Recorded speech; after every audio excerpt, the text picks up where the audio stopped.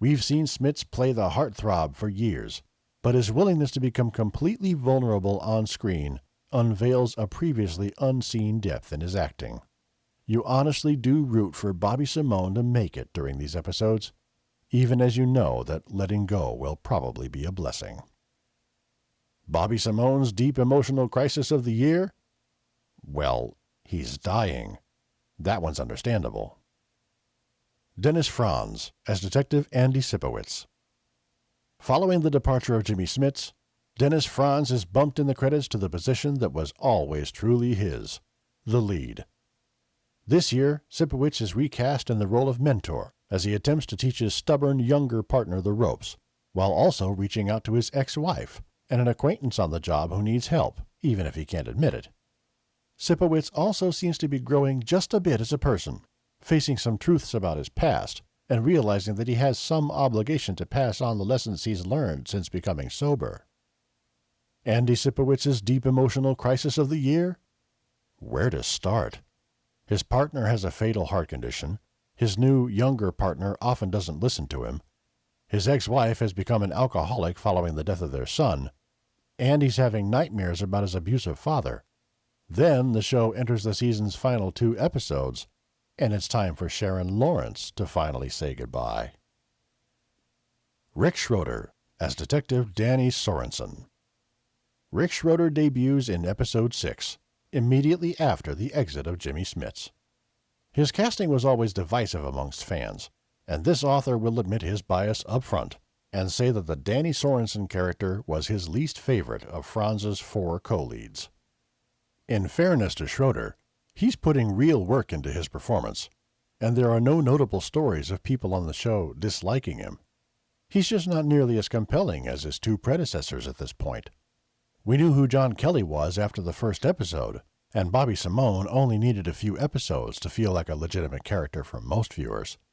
But this year, Rick Schroeder always seems to be consciously acting and not embodying the part. Danny Sorensen is a collection of character traits, but they rarely feel as if they add up to a convincing principle for the series.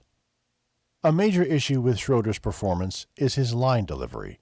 He can't get those unwieldy Milch expressions out of his mouth easily, and you almost get a sense that he's running out of breath when trying to reel this stuff off.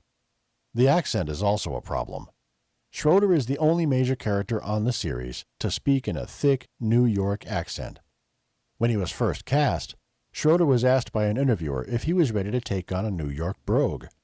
Schroeder responded that he was originally from New York, so he didn't see this as a problem. His line deliveries, however, are hampered by an unconvincing accent, coupled with a persistent monotone that makes the dialogue sound wooden. And if you think you can't mix a New York accent with a flat delivery, Schroeder will prove you wrong just 5 minutes into his first episode.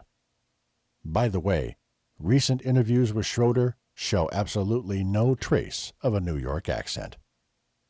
Danny Sorensen's deep emotional crisis of the year? Danny is a guy with issues. That much is made clear by his second episode. He underwent some form of childhood trauma, although his first season refuses to spell it out for the audience. Danny tends to go from normal to irrationally angry or inexplicably weepy in a heartbeat.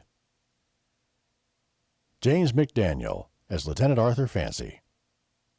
Season 5 was a terrible showing for this character, only giving him 1 spotlight episode that managed to not only make him look bad, but also contradict how we've seen the lieutenant portrayed since the pilot.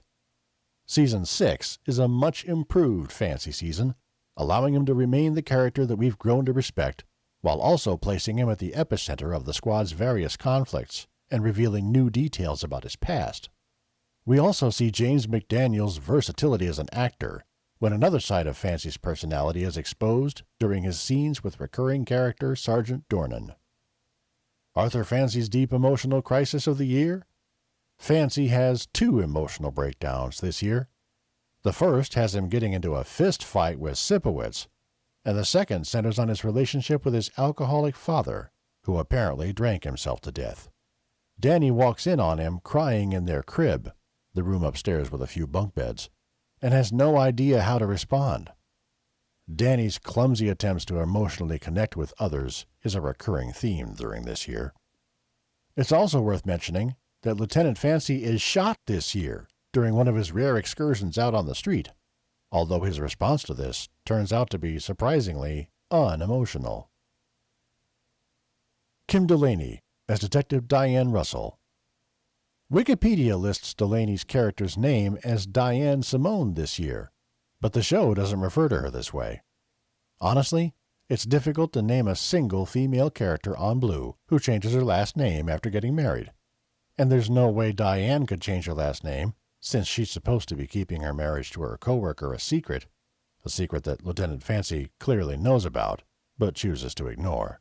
This should have been a major season for Diane, and while she does receive a noticeable amount of attention during the first half of the year, she tends to fade into the background as the season progresses.